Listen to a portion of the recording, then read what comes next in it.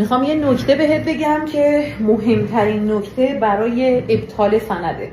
وقتی میخوای یه سندی رو باطل کنی، اگر مباینامه هست، اول باید اعلان بطلان معامله بدی و خواسته دومی که توی دادخواست باید بیاری اعلان بطلان عقد بیع مثلا شماره فلان یا سند عادی شماره فلان. این برای جاییه که شما سندی که میخواید باطل کنی سند عادیه.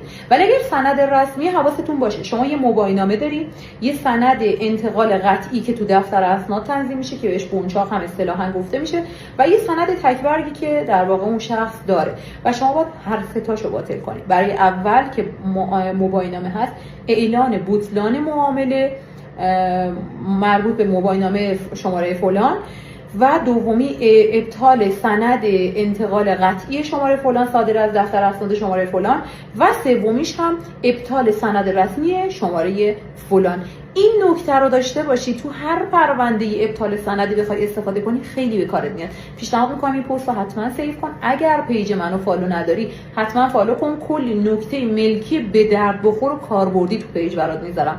من مریم بیتاج، وکیل پایه دادگستری. اگر میخوای نکات ملکی روز رو به درستی داشته باشی تو پیج من با من همراه